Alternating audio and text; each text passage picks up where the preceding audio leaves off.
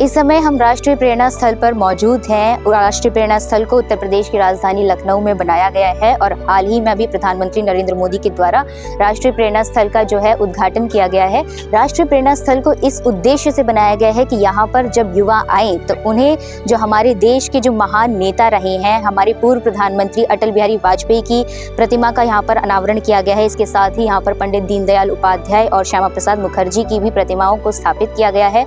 25 दिसंबर को जो है अटल बिहारी वाजपेयी की जन्म तिथि होती है। उस जन्म तिथि के अवसर पर ही प्रधानमंत्री नरेंद्र मोदी ने अटल बिहारी वाजपेयी जी की यहाँ पर प्रतिमा का अनावरण किया था और इसी उद्देश्य से बनाया गया है कि जो राष्ट्रीय प्रेरणा स्थल है वहाँ पर युवा आए और जो हमारे महान नेता रहे हैं, जैसे कि अटल बिहारी वाजपेयी भारत के पूर्व प्रधानमंत्री भी थे।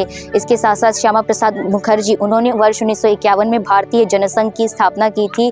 उनके लिए भी जो है कैसे उन्होंने भारतीय राजनीति में अपना योगदान दिया, भारत के विकास में उनका भी बहुत ही महत्वपूर्ण योगदान है। इसके साथ साथ पंडित दीनदयाल उपाध्याय, जिन्होंने इंटीग्रल ह्यूमैनिज्म, हिंदी में कहें तो एकात्म मानवतावाद का जो विचार है, जो उन्होंने हमारे सामने रखा था और इससे हमारे देश को काफ़ी मदद मिली, जिससे देश आगे जो है विकसित की तरफ अग्रसर हुआ। हालांकि हमारा सपना है कि 2047 तक हम विकसित भारत बनाएंगे, तो उसी उद्देश्य से इसको बनाया गया है। और ये 65 एकड़ क्षेत्र में जो है ये पूरा फैला हुआ है राष्ट्रीय प्रेरणा स्थल। और यहाँ पर जो प्रतिमाएं स्थापित की गई हैं वो भी उनकी ऊंचाई भी 65 फीट तक बनाई गई हैं। काफ़ी ही ऊंची प्रतिमाएं यहाँ पर बनाई गई हैं और इसके साथ ही इसे कमल के आकार का बनाया गया है। यहाँ पर सुंदर सा एक योग स्थल भी है, उद्यान भी है और बहुत ही सुंदर तस्वीरें आप यहाँ पर जब आते हैं, पर्यटक आते हैं तो घूमने के लिए।